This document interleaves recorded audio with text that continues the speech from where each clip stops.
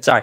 He can't help it. It's the beanbag he's sitting on. Hey, good evening, everybody. Welcome to another episode of Downright Annoyed with Movies. Tonight, it's just annoyed with movies thus far, because it sounds like Michael got tied up in real life, so he couldn't join us this evening.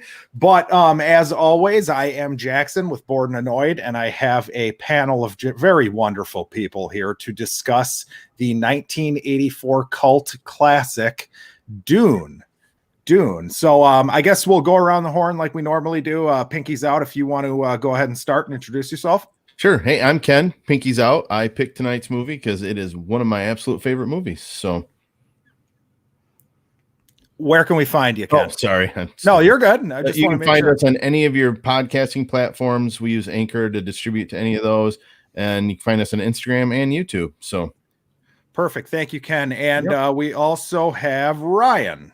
Hey, what's up? Normally the green screen is zoomed in, so you can't see my bed, but I'm Ryan of the Fake Nerd Podcast. We're a weekly pop culture show that's like 3 hours long of just talking about nerdy stuff. You can find me anywhere the Fake Nerd Podcast is located. That's me. I like this movie a lot because I'm a David Lynch super fan. I got a Twin Peaks tattoo. So nice. I like this movie for a lot of personal reasons. I don't know if it's a good movie. We'll discuss it. And no, that's just a window. You're on Arrakis, right? You're right. Sorry, I'm on Arrakis. Just a window. Spaceship. Right. Yeah, there you go. Perfect. Hopefully you're behind the shield wall. That works. That's Cindy. She's my friend. And our frequent guest, Paul, is with us again. Paul? Hey, Paul from comicbookinvest.com for all your comic book and speculation needs. And I also do podcast Monday nights when I can be there with work, but we have a podcast called Tales from the Flip Side on YouTube and wherever you can podcasts can be found live about 9:30 at night, so tune in if you can. All right. So hey, welcome everybody again. Jackson, I am the host tonight and we are talking Dune. So I thought of an exercise, and Paul, I think you're the best person to do this for me. Can you start without looking at anything? Give me a synopsis of the movie Dune, please. It is a science fiction war movie, or it's science fiction war fantasy movie. And it's a kind of these battling houses who, in the known galaxy, there's a spice that grows on one planet alone. And this spice is used to it allows you to travel through space. It's without, I don't know, does something to you without moving. So it's basically the fuel to travel through space and aliens and strange creatures, and so it has to do with a rise and a rise of power, and it's something else if you can sit through it. You did way better than I expected there, Paul. Because honestly, for not knowing anything about Dune, you did pretty good. If you asked me to describe this, and I read the book about 10, 12 years ago, something like that. But if you asked me to give a synopsis of this movie, I'd be just stuck. So, but yeah, I guess, Ken, you're the one who picked the movie. So why don't you, what do you like about this? What do I like about it? Well, sure. The book, first of all, is one of my favorite books. I've been reading science fiction from a very young age, and to me, I like the scope of it. I liked how they tried to bring alive the book. Now they failed in a lot of places because, like Paul, listening to Paul's description of it, they completely didn't really describe what the spice melange does. They didn't explain really anything of why the war was happening. It's an epic power struggle between three great houses, and they don't even mention the third house's last name, the House Coronel, which is Emperor Shaddam's house, who really is a Harkonnen if you go back far enough. But yeah, I don't know. I like the scope of it. Who can't smile when they see Picard on screen? I mean, he looks the same. He doesn't age. I don't need to smile when I see him. Ryan, you're another fan, so go ahead. Let's hear it. Why am I wrong about this movie? I think this is one of those movies where everybody's right. I don't think anybody's wrong, because I think it is a lot of like what you what you take from it and what you see, like what you like in movies, what you don't like in movies. I do think objectively it is a messy, almost incoherent mess, but I think the production design and the set design and most of the acting is pretty good. Again, I'm a David Lynch super fan, so I'm into really weird experimental artsy fartsy shit, which is why I was super excited for when I saw Jodorowsky's Dune to see what that movie could have been, right? Oh, that was trippy. I am a big fan of weird stuff, and I think the stuff that this movie does right, it does really right. And this is the situation where it's the same situation all the time when you give a experimental indie filmmaker like a $200 million budget. And you get Alien Resurrection and you get Aeon Flux and you get these really weird big blockbuster movies that are kind of bad, but it's because you gave an indie director a big budget and then did studio interference. So like this is like a best case scenario in 1984, honestly. Okay. I love that bit in Jodorowsky's Dune, by the way, when he's all worried because David Lynch got the movie that he didn't get to make, and he's all concerned he's going to show up. He's going to be like, oh, man, it's going to be great. And then he shows up to the movie, and he's like, yes, it's terrible. Shit, yes. Yes. It's great. But, Paul, how was your experience? I'm assuming you're going to be more on my wavelength here. It's nice that we're on this side of the screen. Right. Yeah. Perfect. Me and you. Whoop.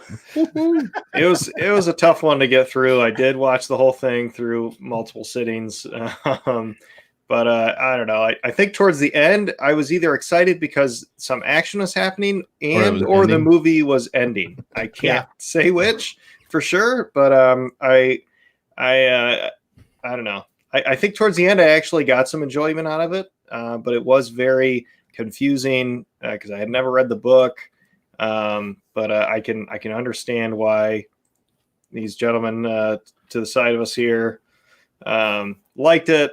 It's just it's not something I might pop in again. So if Ryan and I described some things, like filled in some gaps, would it possibly change your mind? You know what, we should I don't know. I guess I'll see the remake. Maybe that's how I'll see it again. That's why I'm so excited. Oh, yeah, we're talking about Dune at all, because Denis Villeneuve is my favorite modern director. Yes, and like he's made nothing but incredible movies. So like they've shown some footage at some festivals of Dune. They're saying like it's the next Lord of the Rings. Like it is truly epic in scale, and like Lawrence of Arabia epic, not epic as kids. Like huge extras, huge set pieces. Like I am so stoked. I'm so happy you just brought up Lawrence of Arabia. I've got the deluxe set up there. Yeah, the last 30 minutes of this movie, it's hilarious because it's like they took Lawrence of Arabia and condensed it into like 25 minutes. And I feel like you're right, Paul. Like that's the most interesting part, right? When he's like rallying the Fremen to go back and attack the city, and it's like, okay, where was this for the rest of the movie?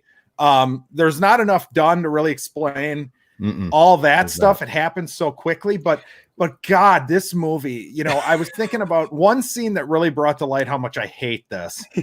Is you've got that scene at the beginning where the you know, Ben Jesuit or whatever her name is. Ben Jesuit, yeah, okay. She has him put his hand in that box, right? Yep. The Reverend Mother, it's like burning. And I'm sitting here, I'm thinking like, wow, this concept is really cool. But I don't give a shit or understand what's going on at all. I don't care about Paul at this point of the movie because he's just boring.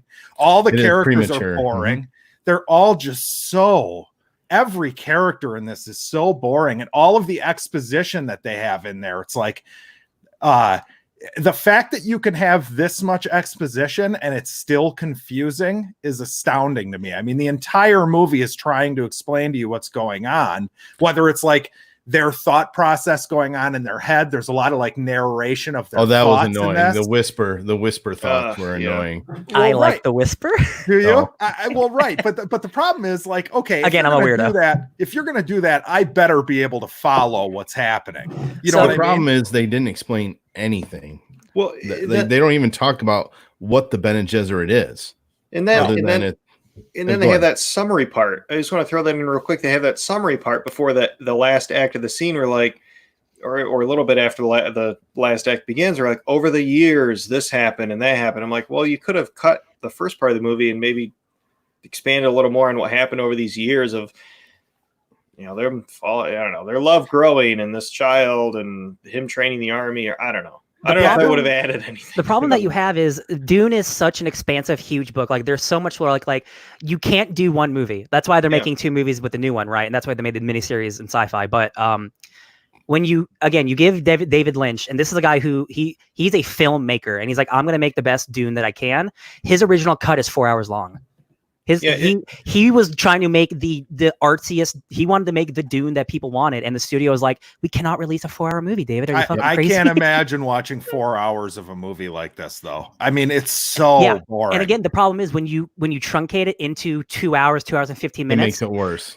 There's so much being thrown at you. It's like none of it matters because there's still so much missing. Like it's so much plot while so little is actually happening. It's almost mind-boggling. It is like crazy. It's a really bizarre movie. It's very strange. The stuff that I really appreciate about it, honestly, is not so much the story stuff. It is the filmmaking aspect. It is this. How do you make Dune a reality in 1984? And I think that stuff is exceptional.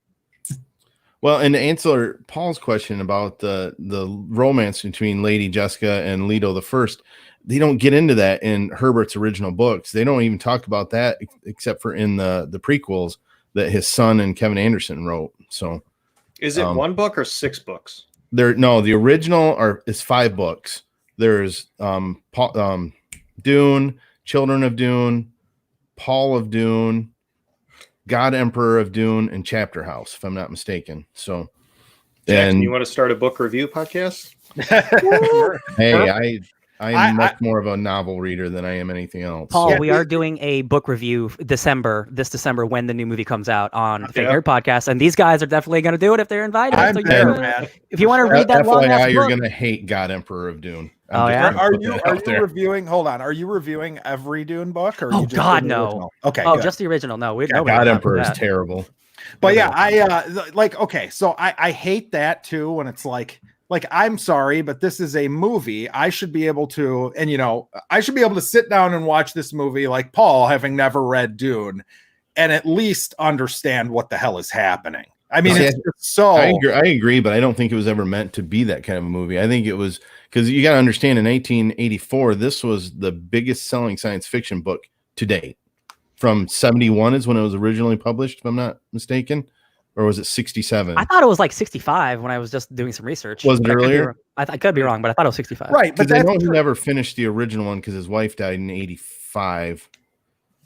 So, well, either way, though, it's like the Twilight movies, for instance, like they're a huge pop culture thing. It's like, they would have been mildly successful, I guess, if only Twilight fans enjoyed them. But like people, Dune is still a better love story than Twilight.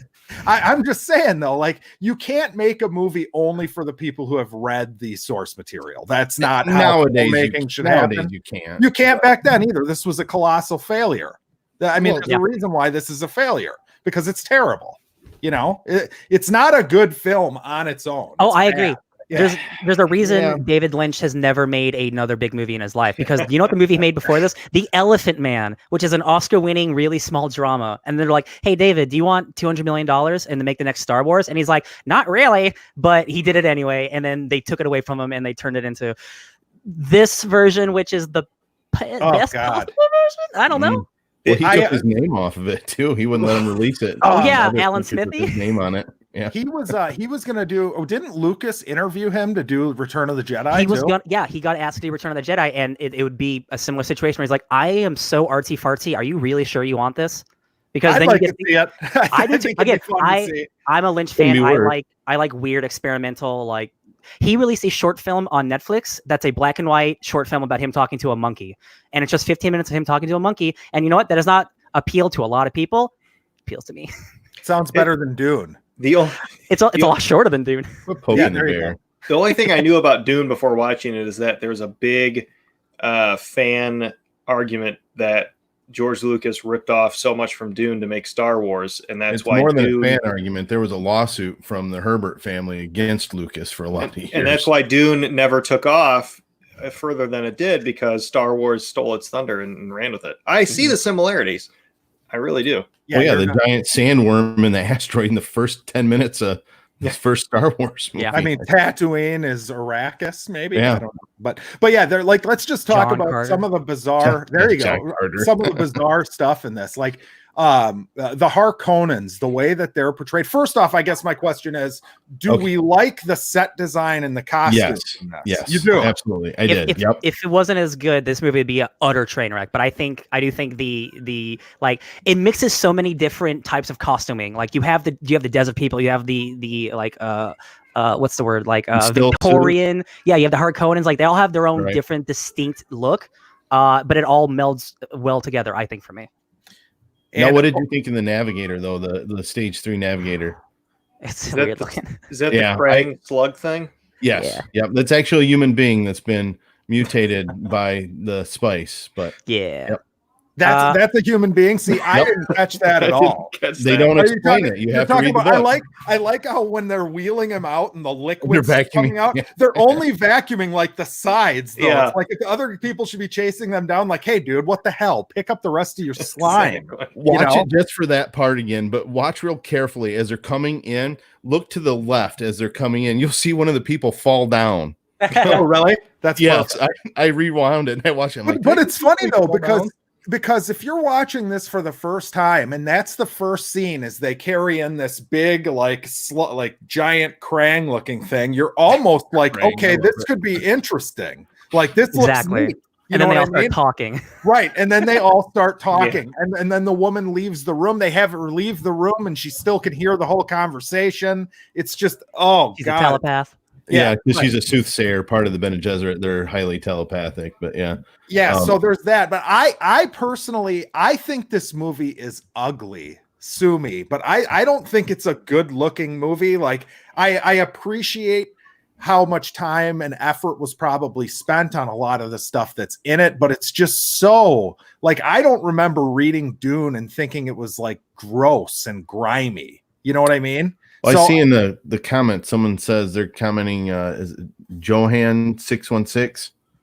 Dune is a story for HBO only. It's not meant for movies, in my opinion. Wait for Dune 2020, baby. Yeah, I was just gonna say, I think Denis is probably gonna knock this out of the park. He's making like 2-3, basically 3-hour long movies. I think that's good enough for the first Dune movie. Like, of course, you're always going to have stuff taken out because Dune is massive. It is so massive, and they probably want to incorporate stuff from the other books too. But 2 long ass movies, I think that's good. I think that's is he making them both at the same time, or are they? I think they want to see the success of because as much as I love Denny and all of his movies, all of his movies have not really been profitable, especially Blade Runner 2049, which is one of my favorite movies, and it bombed because it's so expensive. Oh, it was great. You're a hater? I hated it. Listen, you can like Dune and then hate Blade Runner. It's fine. It was so boring and predictive. We just watched Dune.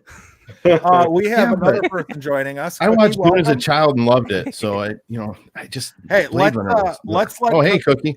Yeah, Cookie. Let's hear your opinion of Dune and introduce yourself as well, please.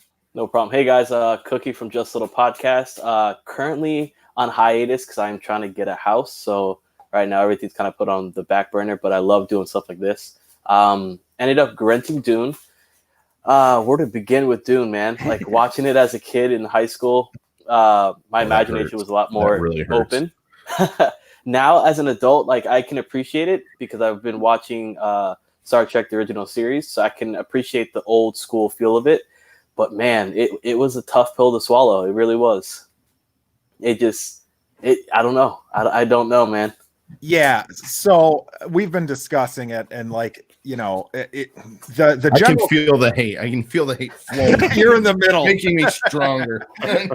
Well, no, it does make sense though that like if somebody was really well versed in Dune, they can kind of fill in the gaps as they're watching this maybe and make it interesting for themselves. But it's a movie. It's got to be able to. No, I agree with I agree with you. I really do, because and that's one thing I made the comment to my wife as she slept through it while I watched it again. My brain is filling in all the holes as I'm watching the movie, so that's why I'm smiling, because I'm like, oh yeah, I remember this, blah blah blah. The book is popping back into my head, and she's just in the chair across the room from me. So. Oh yeah, I want to throw. So it is one thing I like. I guess, is that the families all have a very different look. Like when they go to the Harkonnens and they're all these disgusting, like putrid looking, gross, and the Baron has like the puke stains on his mouth. I'm a fan. You like that? Yeah. I the Harkonnens are so disgusting. That's why you don't rape a Bene Gesserit. So. Oh God, Sting just walking around in a Speedo, like, man, what a bunch of weirdos. Sting might be my favorite part of this movie, just because when he comes on screen, it's like, oh my God, it's Sting. He has like the bug eyes, like a crazy guy. Oh man, I don't know. Does he even have 3 lines? He has like in the whole 3 movie? lines, no joke. I want to kill you, Paul. He's the Darth Maul of Dune. Yeah. Not as cool, not nearly as The cool. only thing I caught is that whatever he's drinking, one of the characters is drinking, he says that's what stains the lips. Yeah, the sappho juice for the mentat. It's basically like methamphetamine.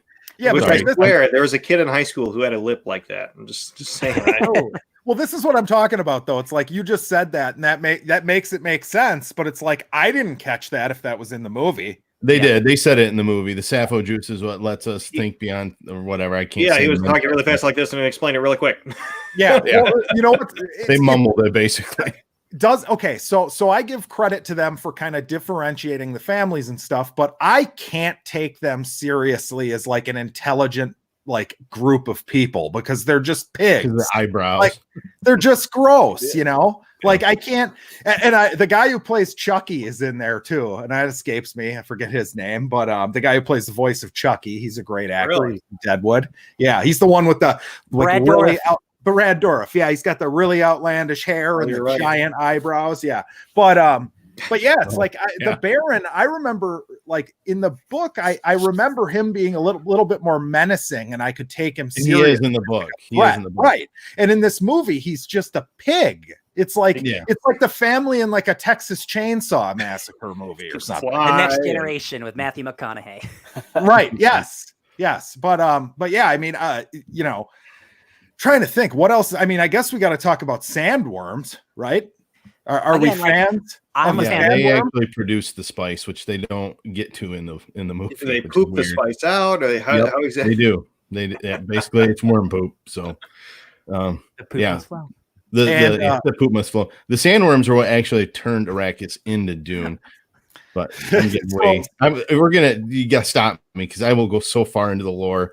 I mean, you gotta understand this has been my jam for 30 years.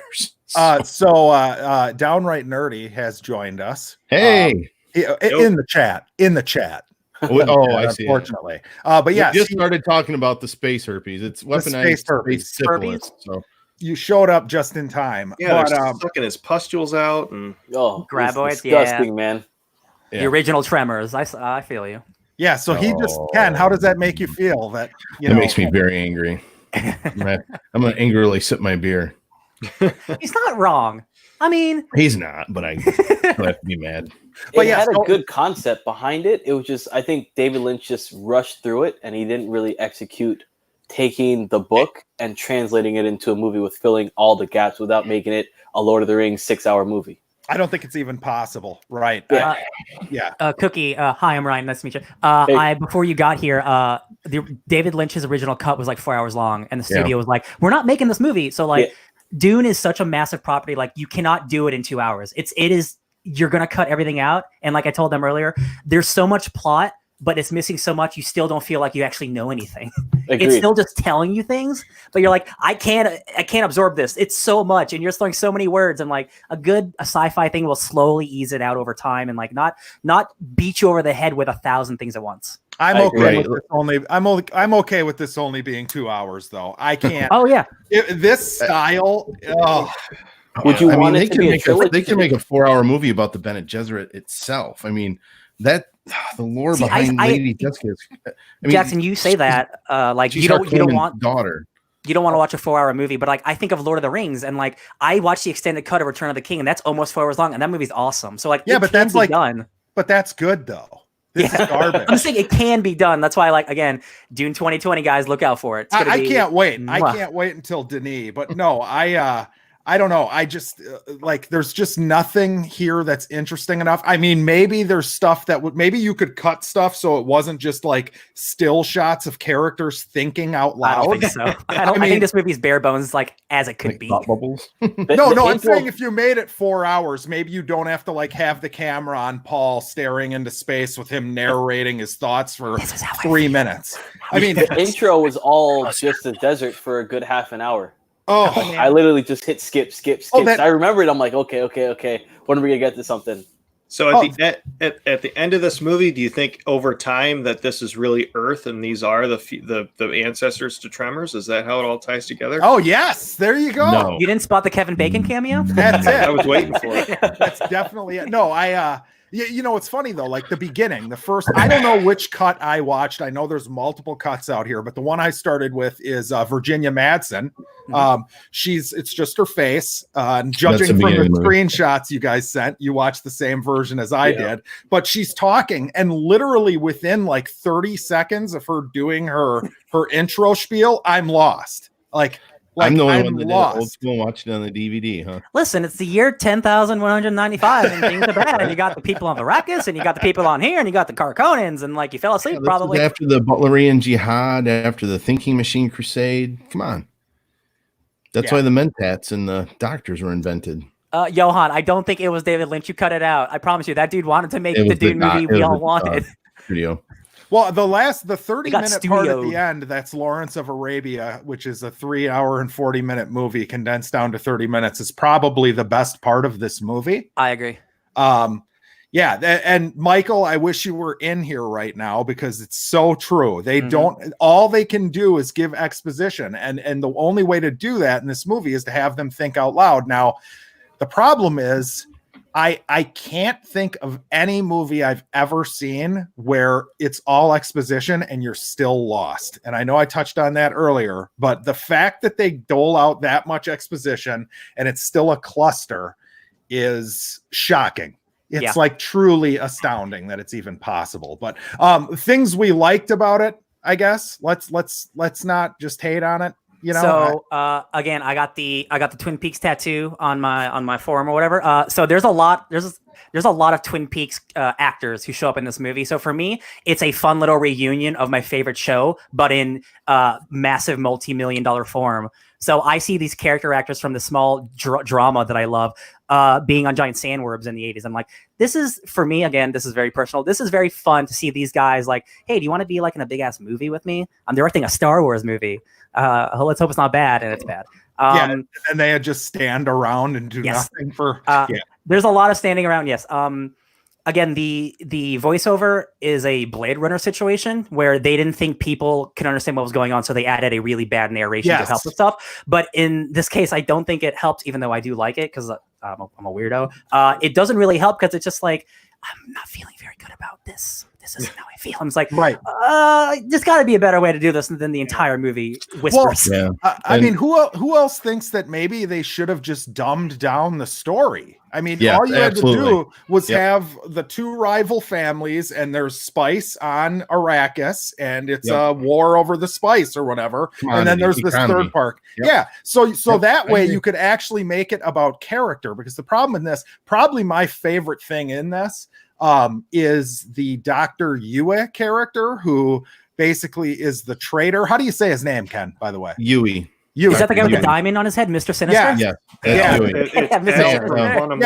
So he has he actually has like a character thing to chew on, which is like the Harkonnens they're responsible for killing his wife, and he, basically betrays the Atreides just so he can get the Duke Leto on the ship to kill the Harkonnens. And like, you notice, like, I've got that part down because there's actually like narrative shit to chew on there. But the problem is, it's also goddamn boring around it. That's the only character thing I think through the entire movie that like spoke to me on a personal level whatsoever. Yeah. Would you guys look at it almost like an Avatar movie? Like maybe James Dances Cameron with Wolves? took that. Oh yeah. Right. No, that's a good call, Cookie. If you did this, like just the Paul, like rallying the Fremen part and teaching, learning about their society and that kind of stuff, that's an interesting movie. But the problem is the Dune nerds, which I would probably, if I had read the book yesterday, I'd probably be amongst those, aren't looking for that. Right. Gotcha. Like, Ken, if a movie came out and it was just like Avatar, where it was that simple and it was like an entertaining action movie, but it wasn't Dune, would you be satisfied or would you be upset with that? No, I think I'd be satisfied. Okay. I agree. I agree with your points. I can see all your points of why you guys hate this movie, but I smile because I still love this movie. Like I said, my reading the book so many times, it brought back all the joy of reading the book for me.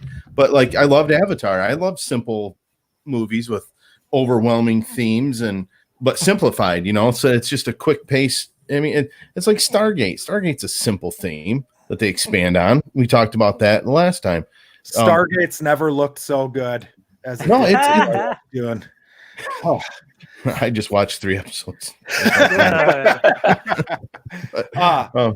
Yeah. Anyway, So, somebody, there was a comment in here. I feel like I'm talking. Oh, the inner monologue. They don't talk about the inner monologue. Are we talking about what are you talking about? The mind whispering or what? Yeah, the mind whispering. They never in the movie. I wonder if they cut this out of Lynch's original vision. But there's a lot of struggle internally inside Paul taking the role of Muad'Dib on and starting a jihad, whether he should or not. Yeah, that's not really a thing in this. No, it's not. And so I can see that. I think the same person mentioned this about this might have been a great HBO series. Mm-hmm. I could see that too. I'm just wondering how they would have ended it like they did the Game of Thrones. So is the movie ending better than Game of Thrones ending? No, because this movie's so bad. No, because the build up to the final season of Game of Thrones, at least most of that was pretty good. Whereas, no. I wish they would have shown. I won't believe you. I wish they would have shown the planet, like, I don't know, 5 years after rainfall. Like, how does that? Well, there can't be rainfall. Well, that's in God Emperor of Dune. That's a sequel. In the 5th book. No, 4th book. So the original Dune book does not, I mean, spoilers for anybody who wants to read it, but the original Dune, the book, does not end with the rain, correct? No. That's what I thought. Okay. Mm-mm. That's not until after Children of Dune, when it becomes Arrakeen instead of Arrakis. Okay. Oh. So big question for you guys. Sure. Collectively, it seems like we all kind of didn't like the movie too much. Would you guys still watch it if it was redone, the same timeline, but redone over a span of 3 movies? I, as a like I've said before, I'm David Lynch mega fan. I want to see like the version that he wanted to make, because I do think there is some cool aspects of this movie that he did get to throw in, but just the studio interference and honestly, like he was maybe not the right person for the job because he was an artsy fartsy indie director and like. Just making blockbuster films are not the same. So he wanted to make an artsy blockbuster film, and those are very, very, very hard to make, and studios don't like making them unless you're Christopher Nolan. Yeah, but the movie doesn't have like much style to it to me. It's just people standing around like it's not even as a David Lynch movie. It's not a David Lynch movie to me. I will argue that the experimental special effects are very David Lynch, extremely David Lynch. Yeah. Okay. And that is a dude who does not make action movies. He makes dramas. Almost all of his movies are dramas about people talking. So maybe you shouldn't have gotten this guy to make your Star Wars movie again. Yeah. Well, I mean, but I think about The Elephant Man, and that movie just makes me feel so much for all the characters in it. Yeah. You know what I mean? And then you put and that's like one of his more like, that's his more mainstream movie. Movies, right? So I think about that, and then there's obviously like Eraserhead and crap, and it's like and even though that stuff is so weird, I just feel so much more. It's so much more lively to me than this. Yeah, Whereas this is supposed to be like the big, blockbuster from him. I think you're right. This was everything grandiose without explaining why what they were doing was this big impact on all of humanity. Right. Now, Paul, yeah. Now, Paul, do you want to see like a 3 movie if it was made in this style? Would you want to watch 3 of these if it was more fleshed out or no? So, Cookie, were you saying if it was made at the same time but made with 3 movies instead of 1, would I see it? Is that Correct. your question? Yeah, so that you had the time to kind of really dive deep into the lore. I'm going to take that as a no. If the first one pulled me in enough, I might watch the second one, and it'd kind of go from there, I guess. But it depends how well it was done, I guess. Right. Hopes for the new Dune. I mean, man. Yeah. I mean, like, Just don't do what the old Dune did. I believe in Denis Villeneuve 100%. So do I, but it scares the hell out of me because I remember reading the book thinking like, it made sense that the movie isn't very good because it's such a heady, weird, like, it's not an easy read. I mean, is that too much to say? Does that make sense? It's not like you just fall right in. No, it is a demanding, like, you gotta remember some shit. You gotta remember this stuff. There's a lot of words. So I'm wondering if he's going to take the approach of kind of dumbing some stuff down. I imagine I feel like he has to, right? I mean, Lord of the Rings. I don't think Lord of the Rings, quote unquote, dumbs down Lord of the Rings, the books, but it takes what's really important and the character stuff that's important and leaves kind of the minor stuff out that's not necessary. Right. And they need to really make the Bene Gesserit not just like some kind of like gold digging society. You know what I mean? That's the way they kind of presented it in this movie. There's so much more to that story, and I don't want to say anymore because it'll ruin. There's so much more to everything in Dune, and that's again the problem with this movie. Like, but there's just not enough real estate. They're really one of the main behind the scenes, like making the universe go. You know what I mean? And that inner turmoil that one person mentioned, I have to say it. They're talking about the golden path. Okay. The Atreides family can see the golden path that humanity must take in order for long-term survival. And that's the struggle that Paul has. Okay. I'll drop and none of that made it into this movie. No, none of that made it into and what's I mean, watching the movie, it is a bizarre experience because there's like all the crap that I usually like, laser blasts and like force fields and sandworms and all this cool sci-fi stuff is in it. And it's just the way it's shot, the way the story's presented. I think the music's kind of bad too. You don't like cheesy. Toto? Yeah, you don't bless the rains in Africa? In Arrakis. When he gets on the sandworm and like the electric guitar blares, and it's just like, you guys, you're trying to make me feel something that I just cannot feel right now. It's so brutally hard to watch. And how cool is it going to be when we actually see that in a new version of Dune and it's done? Yeah, it's going to look just like outside of Ryan's window. Cindy. That's Cindy right there. Hey, girl, I'll feed you later. But yeah, it's crazy. It is funny, though. Paul, I think your point is well-founded where this movie gets leagues better towards the end. Yeah.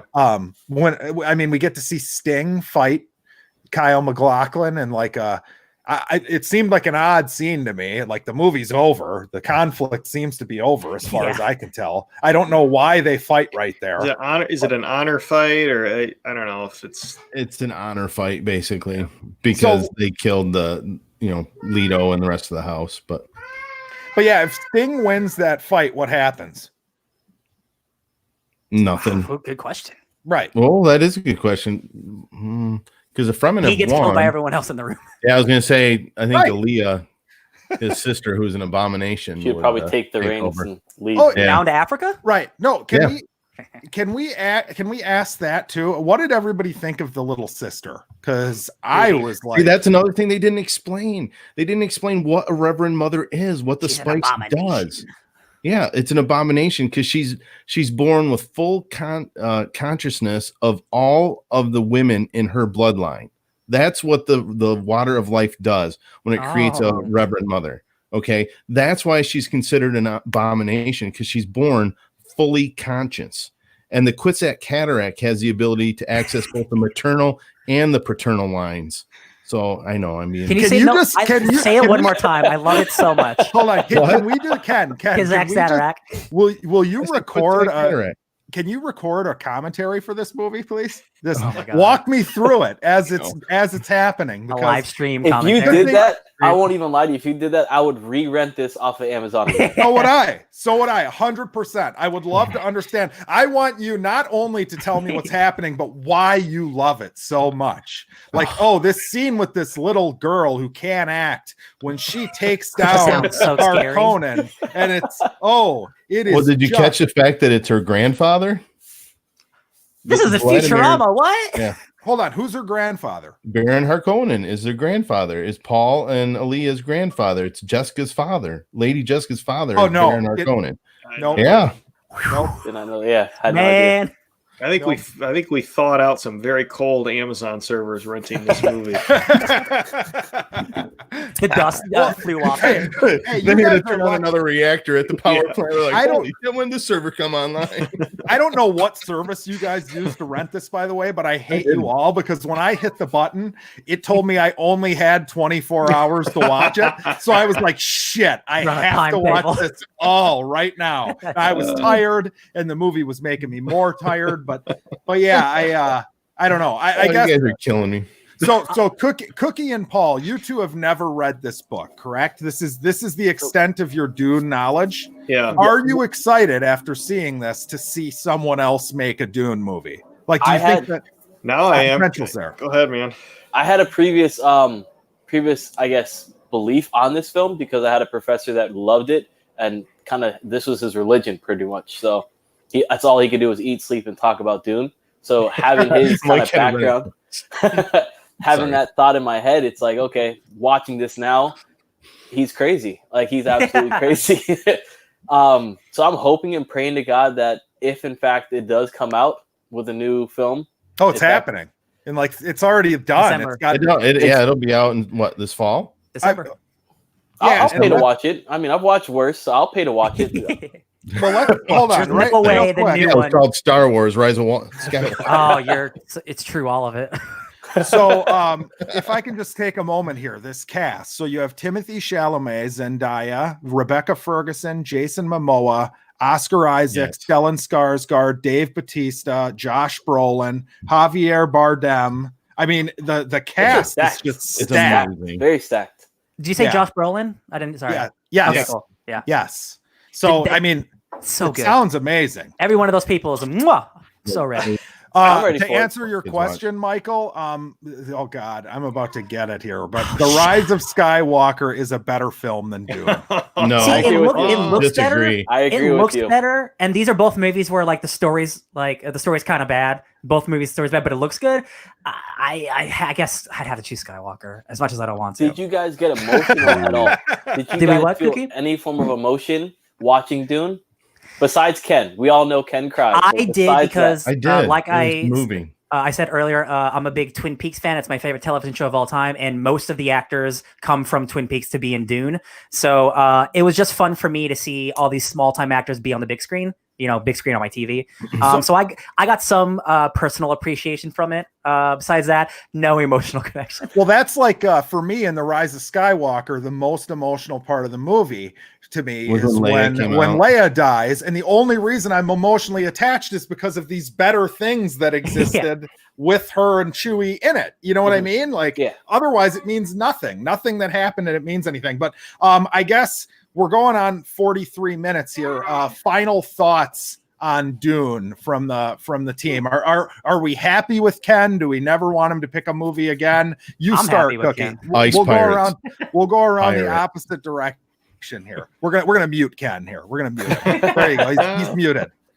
I'm happy you chose it, man. I enjoyed it actually as a film. It brings a little bit of culture into your life and realizes what a bad movie is and what a good movie actually looks like.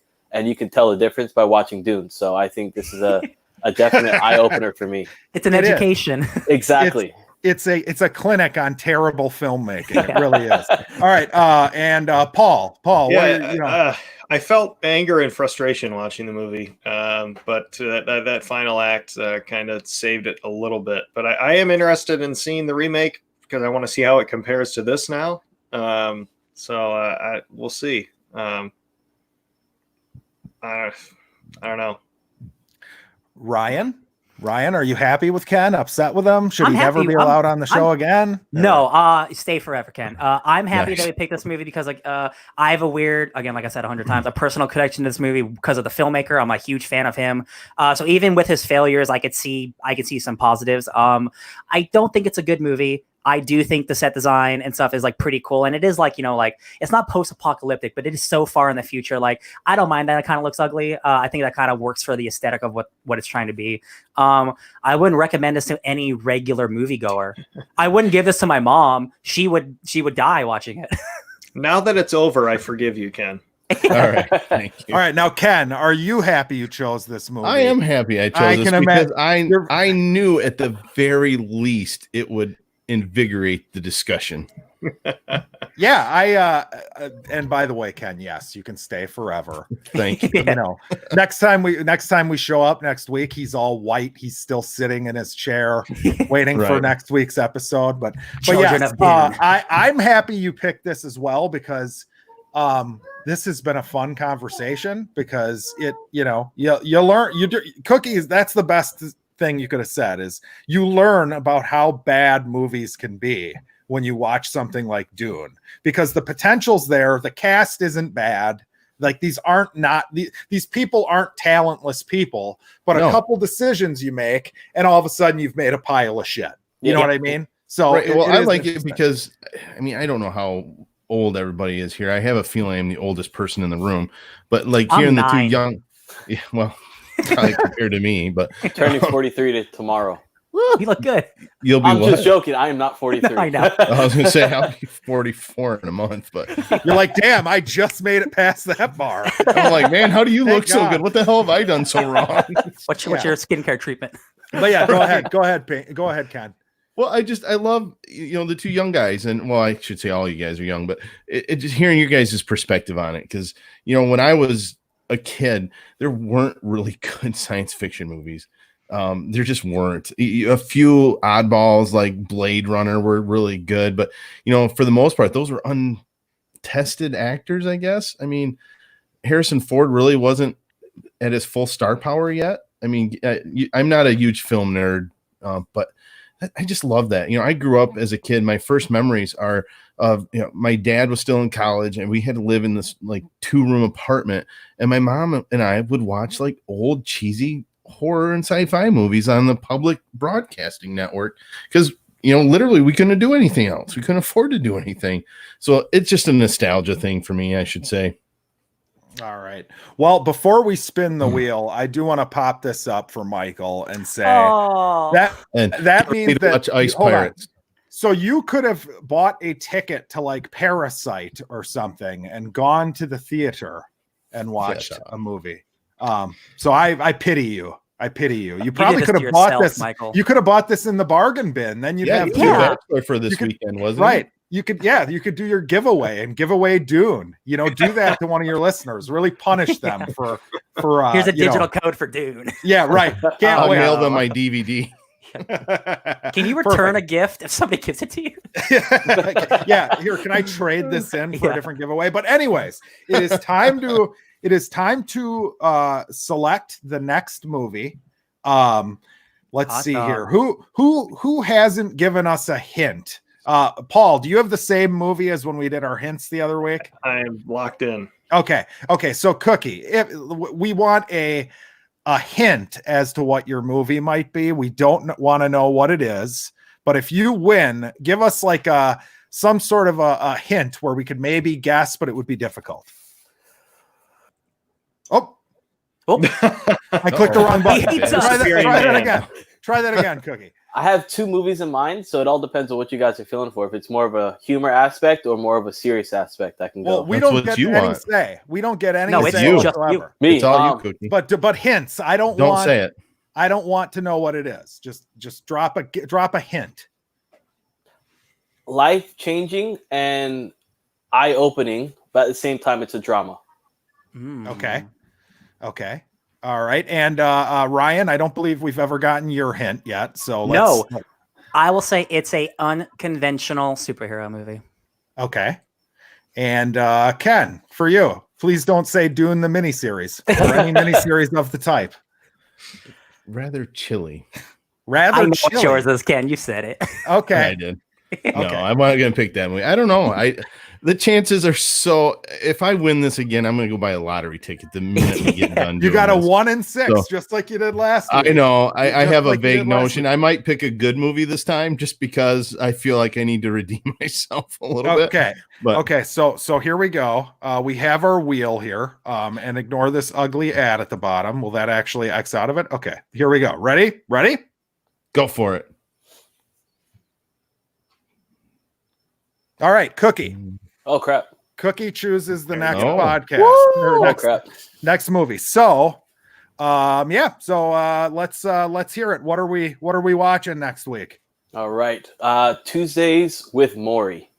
Okay. It's I've actually never seen that. It's a book that I read in college, and my professor just put it on us to read it, and I ended up falling in love with the book. It's one of my favorite books, and they ended up creating a movie based on it. And it's about an old teacher who ends up getting visited by his old student, and kind of walks him through like stages of life with him, if you will.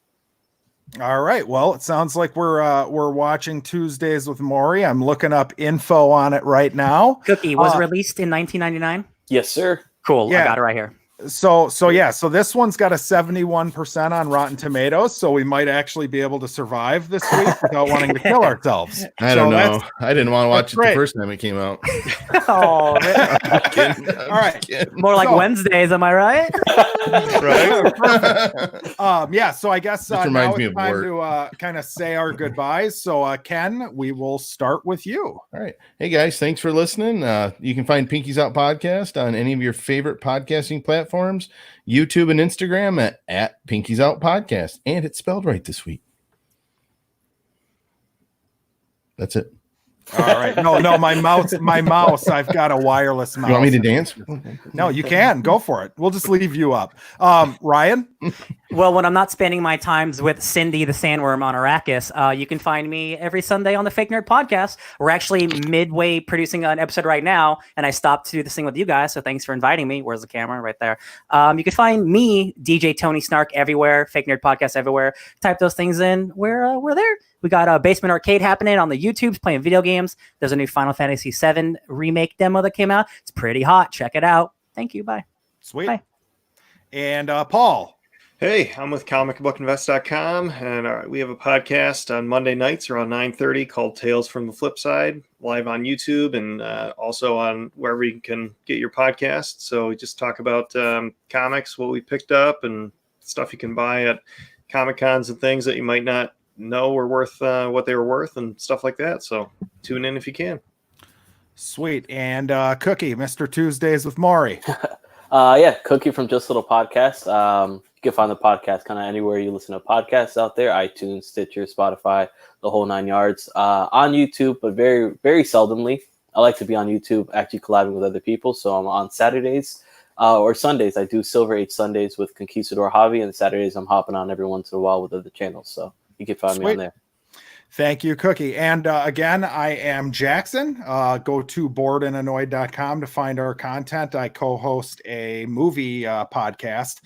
This week, I think we're either going to talk disaster movies or we're going to give pitches for a new dark universe, since Universal screwed it up the first time. So that is the plan. And thank you all for coming. And by the way, Michael, I know you watched Dune.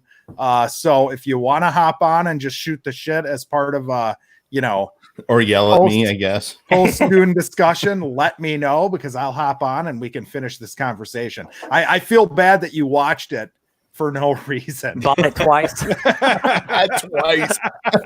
Had to rent it twice. Right. But yeah, that's it. I'm assuming that at some point we'll hop on to talk about the next Dune. So till then, peace be with you. Tuesdays with Maury. Have a good one. He who controls the spice controls the universe.